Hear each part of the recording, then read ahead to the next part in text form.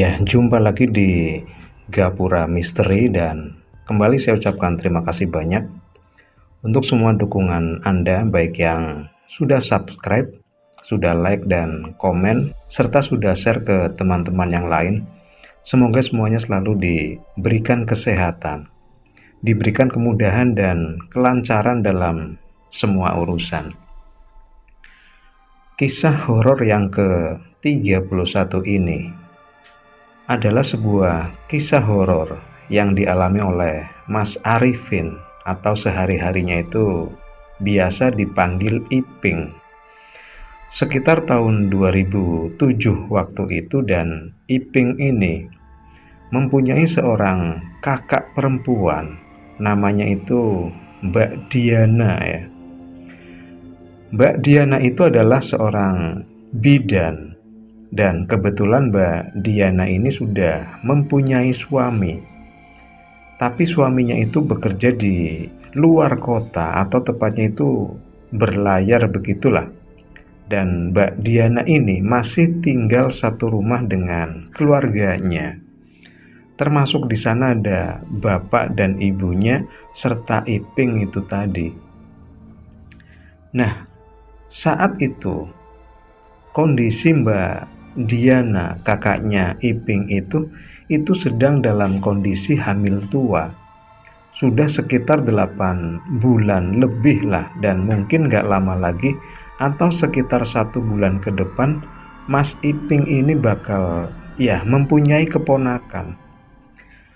Beberapa hari berlalu sampai pada suatu ketika, tepatnya itu pada suatu malam sekitar jam 7 atau jam 8 malam, Mbak Diana ini merasakan perutnya itu sakit dan melilit begitu.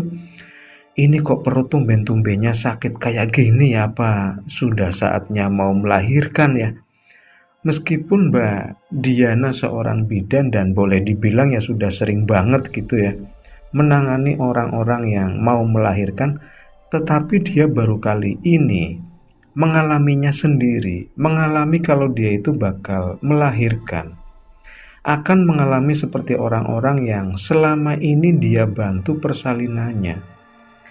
Ya, meskipun di tempat prakteknya di rumahnya Mbak Diana ini, Mbak Diana juga nggak hanya menangani orang yang mau melahirkan saja, tetapi juga banyak pasien yang mengeluh sakit apa begitu dan berobat ke tempat prakteknya Mbak Diana ini yang ada di rumah ya.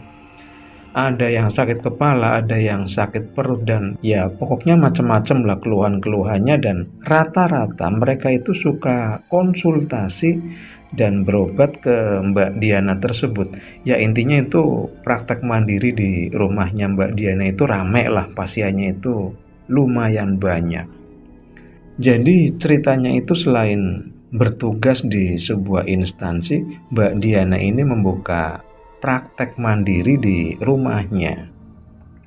Semakin sakit sampai akhirnya Mbak Diana itu dibawa ke seorang dokter, yaitu dokter langganannya begitu ya, yang memantau perkembangan kesehatan janinnya Mbak Diana selama ini.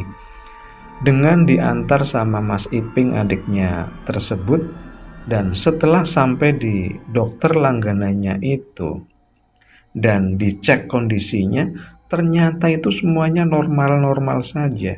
Gak ada sebuah kelainan atau apa dalam kandungannya Mbak Diana. Akhirnya setelah dikasih resep, ya entah itu resepnya apa, entah itu berupa obat atau vitamin, Mas Ipingnya sendiri juga nggak ngerti ya. Pulanglah mereka berdua ke rumah, dan ternyata resep yang diberikan oleh dokter itu pun nggak ngefek apa-apa. Artinya rasa sakit yang dirasakan Mbak Diana itu tetap saja nggak berkurang. Bahkan itu bertambah hari, semakin sakitnya itu semakin bertambah. Tiap saat Mbak Diana itu merasakan sakit yang luar biasa, tapi katanya dokter juga semua baik-baik saja dan belum saatnya melahirkan juga. Masih harus menunggu beberapa hari lagi, bahkan menunggu beberapa minggu lagi. ini kenapa ya kok rasanya bisa sakit banget seperti ini? Apa setiap orang hamil tua itu seperti ini rasanya? Kok sakitnya sakit yang sangat luar biasa? Tapi ya nggak tahu juga lah. Meskipun merasakan sakit ya mungkin sakit yang wajar. Meskipun baru pertama kali Mbak Diana itu hamil, tapi seolah-olah kayak udah pernah hamil aja, mengira-ngira sendiri seperti itu tentang rasa sakitnya itu. Ya mungkin ya karena sudah lumayan banyak juga orang hamil yang sudah dia tangani, mungkin melihat dari pengalamannya itu dia bisa tahu kalau rasa sakitnya itu umum dan wajar. Tapi kali ini sakit yang Mbak Diana rasakan itu seolah lain daripada pasien yang selama ini dia tangani. Sampai pada akhirnya pada suatu hari Mbak Diana itu benar-benar nggak sanggup lagi merasakan sakit pada bagian perutnya itu, dan sengaja hal ini tuh nggak dia sampaikan atau nggak dia beritahukan ke suaminya ya, yang sedang bekerja berlayar itu, karena ya takut juga malah nantinya mengganggu. Sampai akhirnya setiap ada apa-apa, Mas Iping lah yang di situ menggantikan posisi suaminya itu. Ya menggantikan dalam artian kalau ada apa-apa itu Mas Iping inilah yang menghandle, begitulah ya istilahnya. Nah pada hari itu karena Mbak Diana ini benar-benar nggak tahan lagi dengan rasa sakitnya itu. Akhirnya apa? Atas musyawarah bapak dan ibunya juga Mas Iping itu tadi, adiknya Mbak Diana itu, semua itu setuju kalau seandainya Mbak Diana ini dikonsultasikan ke orang pintar. Ya, pikirnya barangkali apa yang Mbak Diana rasakan itu berhubungan dengan sesuatu yang sifatnya non-medis.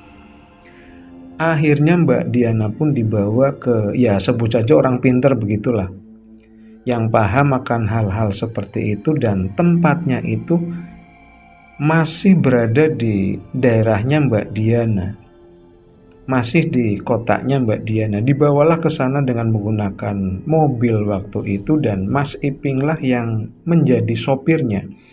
Ayo Ping, buruan Ping, aku udah nggak tahan lagi, ini sakit banget perutnya. Sambil memegangi perutnya Mbak Diana, iya Mbak, yang sabar ya Mbak, ya yang sabar.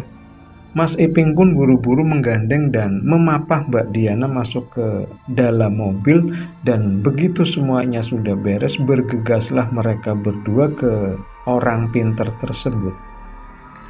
Singkat cerita, setelah melakukan perjalanan yang gak begitu lama, sampailah mereka berdua di rumah orang pintar tersebut. Assalamualaikum, tok tok tok tok tok tok. Mas Iping pun ketok-ketok pintu rumah orang pintar tersebut. Assalamualaikum. Waalaikumsalam. Dibukalah pintu rumah itu. Oh, ada tamu, silakan masuk, silakan masuk. Terima kasih Pak, terima kasih. Gimana, ada keperluan apa Mas dan Mbak ini? Disitulah akhirnya Mas Iping dan Mbak Diana pun menceritakan perihal kondisinya itu, dari awal hingga kondisi terakhir saat itu. Dan setelah menceritakan semuanya, orang pintar itu pun tiba-tiba atau ya mulai menundukkan wajahnya, seperti melakukan sesuatu tapi entah apa yang dilakukan. Yang jelas kelihatan khusyuk sekali.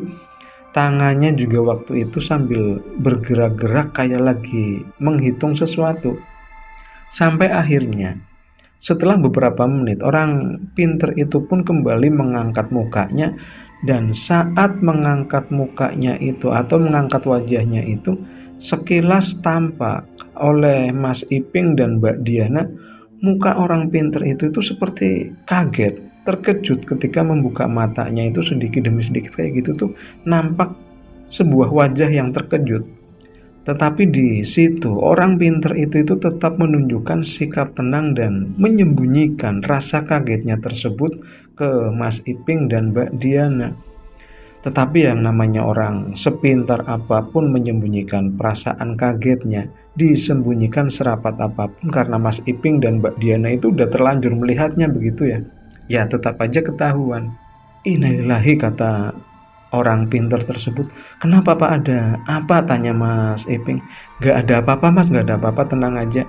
Gak ada apa-apa, jadi begini saja lah Mas. Lebih baik ini kakaknya Mas Iping itu dibawa ke kiai aja.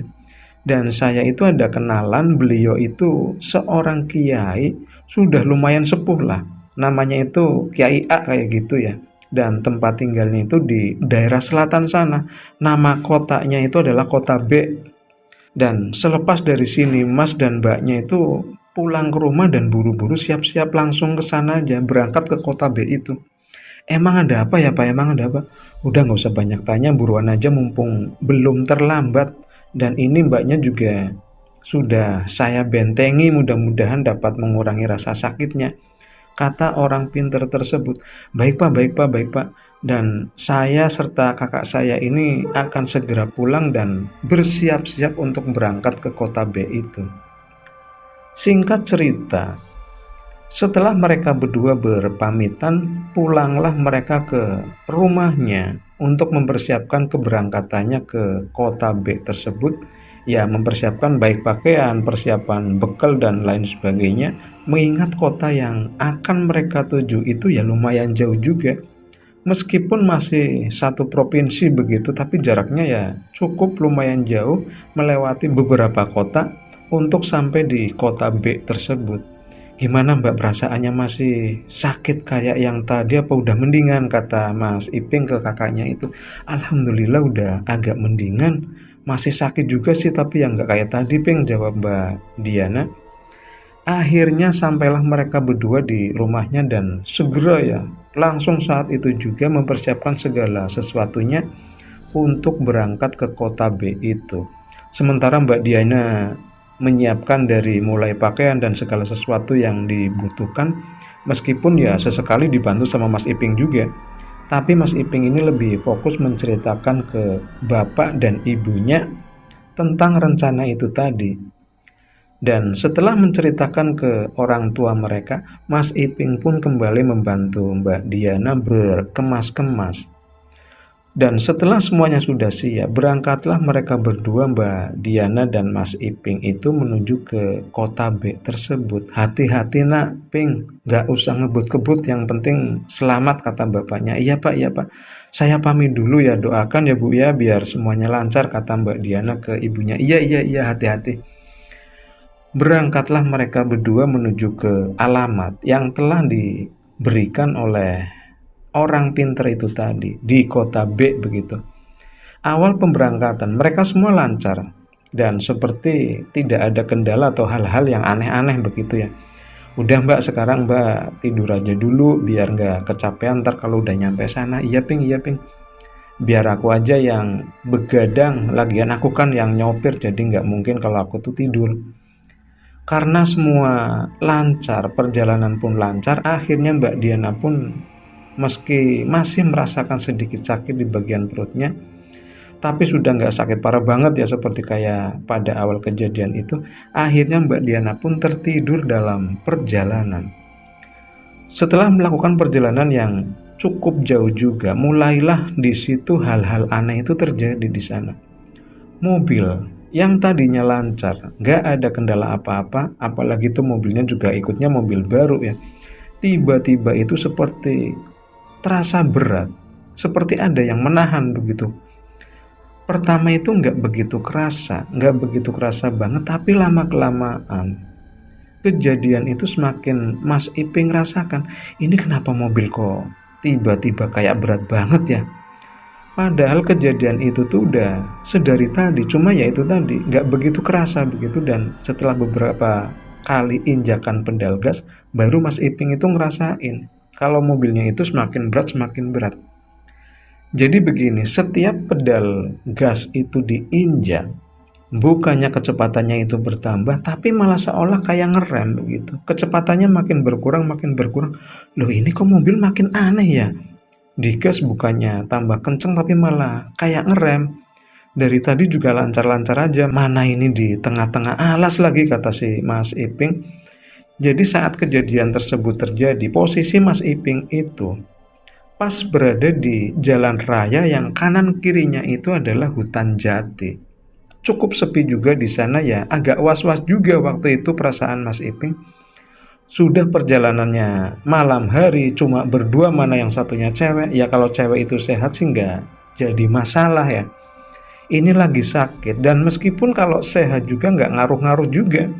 Kalau seandainya ada apa-apa dengan mobilnya itu, yang saat itu berada di jalan yang kanan kirinya itu hutan jati ya saat itu. Karena Mas Iping pun nggak bisa menekan pedal gas lebih dalam lagi untuk mempercepat laju mobilnya. Akhirnya apa? Hanya ngikutin aja. Ngikutin ya pokoknya biar nggak tersendat begitu. Dan semakin lama sampai akhirnya apa? Parah-parahnya itu mobil seperti mau mogok. Jadi mesinnya itu berebet-berebet begitu. Entar jalan lagi, entar berebet-berebet lagi kayak gitu-gitu. Seperti mau macet kayak gitu. Entar tiba-tiba juga lancar lagi. Sampai apa? Mbak Diana yang tadinya sudah tertidur pules itu jadi bangun gara-gara mobilnya itu. Ping, ada apa Ping? Kok mobilnya jadi kayak gini? Nggak tahu ini Mbak, padahal sedari tadi juga lancar-lancar aja. Ya udahlah Mbak, tidur aja dulu. Tidur lagi gimana, orang mobilnya juga dundutan kayak gini, kayak mau macet. Ya Mbak nggak bisa tidur lah. Iya juga ya Mbak ya.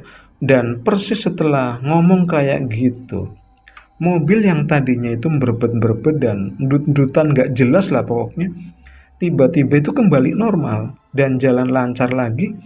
Padahal itu gak pernah-pernahnya mobil itu tuh ngalami hal-hal seperti itu.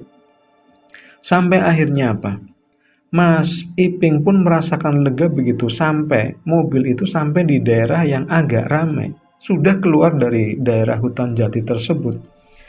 Dan kesananya, alhamdulillahnya itu mobil gak mengalami gangguan dan keanehan-keanehan lagi. Sampai sana, sampai nyampe ke tujuan itu mobilnya lancar terus. Dan singkat cerita, sampailah Mas Iping dan Mbak Diana itu di alamat yang diberikan oleh orang pintar di kotanya itu. Sampai di rumahnya Bapak Kiai A itu sekitar pagi pukul 7, yang setelah sebelumnya Mas Iping dan Mbak Diana itu sempat mampir juga ya di SPBU, di sebuah SPBU untuk ya ngisi BBM sambil istirahat sejenak, sekaligus juga bersih-bersih badan di sana ya, mandi begitulah. Dan sekitar jam 7 pagi lebih sampailah di rumah Bapak Kiai A tersebut. Begitu sampai di sana, ternyata sudah banyak orang di sana yang sudah datang lebih dulu. Mereka semua itu sepertinya juga datang untuk berkonsultasi dan ya pengobatan atau semacamnya itulah. Satu persatu orang-orang itu pun dipanggil masuk ke sana ya layaknya kayak di sebuah poli begitu. Ada yang sakit ini, ada yang sakit itu, bahkan ada juga yang disuruh pulang. Dan sempet samar-samar terdengar kata-kata dari seorang kakek-kakek di dalam sana, yang ternyata itu adalah suara Pak Kiai itu. Udah pulang saja ya Dek ya, diikhlaskan saja. Ya pokoknya agak merinding juga lah mendengar suara seperti itu. Macam-macam pokoknya. Dan setelah bergantian orang keluar masuk, tibalah giliran Mbak Diana dipanggil masuk ke dalam. Dan ternyata di dalam ruangan itu suasananya itu benar-benar adem. Ruangan yang cukup sederhana dengan ya konsep seperti rumah dari rumah kuna begitu, rumah jadul yang lumayan luas juga. Membuat perasaan nyaman tersendiri. Dan bahkan menurut pengakuan Mbak Diana, yang tadinya rasa sakit itu masih dia rasakan ya meskipun sedikit begitu, seolah begitu sampai di kota B dan bertemu dengan Pak Kiai A tersebut, seolah itu rasa sakit itu hilang seketika. Benar-benar adem dan nyaman banget. Seorang kiai yang ternyata sudah sepuh dan rambutnya juga ya mohon maaf ya sudah semuanya itu udah berwarna putih. Dan umurnya itu menurut orang pinter di kotanya Mas Iping itu tadi, umurnya Pak Kiai A itu katanya sudah 80 tahunan, udah cukup sepuh. Gimana Mas, Mbak, ada yang bisa Bapak bantu? Insya Allah kalau Bapak mampu ya atas seizin Allah Bapak akan berusaha membantunya. Mohon maaf Pak Kiai sudah merepotkan panjenengan.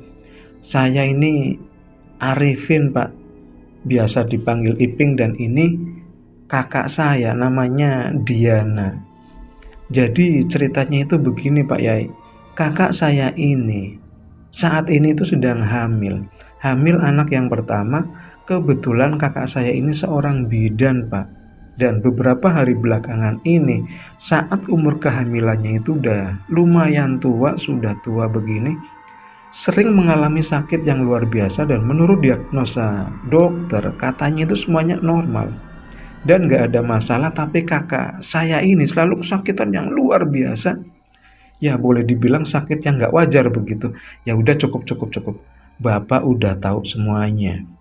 Tiba-tiba ucapan Mas Iping itu dipotong begitu saja. Mari Mbak Diana masuk ke ruangan dalam, ke kamar itu, dan Mas Iping silahkan didampingi kakaknya ya, sambil menunjukkan ke salah satu kamar yang rupanya agak tertutup juga dan ya rapat begitu. Setelah masuk ke kamar itu dengan didampingi Mas Iping, Mbak Diana pun disuruh berbaring begitu ya di atas sebuah, ya katakanlah kasur kayak gitu. Hanya berbaring, dan setelah Pak Kiai itu mengamati kondisi Mbak Diana, sempat diam juga untuk beberapa saat di sana, dan tiba-tiba kembali Pak Kiai itu berkata, "Ini harus dioperasi Mas," kata Kiai A tersebut. Dan di situ perasaan Mas Iping dan Mbak Diana pun udah mulai agak panik juga ya. Wah, ini mulai agak ribet ini di sini, kata Mas Iping dalam hati. Berarti saya dan kakak saya itu harus pulang lagi ya Pak Kiai? Oh enggak perlu, di sini aja. Enggak perlu kemana-mana, sekarang kita sama-sama berdoa. Silakan berdoa, ya sebisanya begitu. Mbak Diana berdoa, Mas Iping pun di situ juga berdoa. Semoga diberikan kelancaran dan keselamatan, kata Pak Kiai tersebut. Dan sesaat Pak Kiai A itu pun ikut berdoa. Untuk beberapa saat suasana cukup hening dan ya agak sepi begitu, senyap. Dan tiba-tiba sebuah pemandangan yang mungkin baru dialami oleh Mas Iping itu terjadi. Jadi dalam kondisi terbaring, kondisi seperti layaknya orang tidur biasa dan masih berpakaian normal. Maksudnya itu tertutup begitu di bagian perutnya. Mbak Diana juga berpakaian tertutup, pakaiannya tertutup. Tapi tiba-tiba Mas Iping itu melihat seperti perutnya Mbak Diana itu terbelah. Mas Iping pun di situ kaget luar biasa, seperti nggak percaya saat itu dengan pemandangan itu, dengan apa yang dilihatnya di depan mata. Dan tiba-tiba tangan Pak Kiai tersebut itu seperti mengambil sesuatu dari dalam perutnya Mbak Diana. Diambilnya satu persatu di dalam perut Mbak Diana itu dan ditunjukkan ke Mas Iping. Benar-benar ditunjukkan.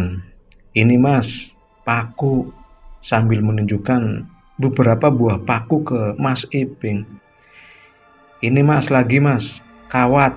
Ini yang membuat rasa sakit, yang benar-benar rasa sakit. Masih dengan perasaan antara mimpi dan kenyataan, Mas Iping melihat dengan mata kepala sendiri waktu itu. Dan tiba-tiba Pak Kiai A itu kembali mengambil sesuatu dari dalam perut Mbak Diana tersebut. Ini Mas, ada lagi. Loh Pak Kiai, ini apa ya? Ini tuh ekor kuda Mas Iping. Ini yang mengakibatkan janin yang ada di dalam perutnya kakaknya Mas Iping itu nggak mau keluar, seperti tertahan oleh benda ini. Dan ini yang ketiga, yang terakhir, dan nggak tahu ini namanya apa. Bapak nggak begitu tahu benda apa ini. Dan ini yang nantinya akan menyebabkan janin yang ada di dalam perutnya kakaknya Mas Iping ini menjadi nggak bernafas lagi.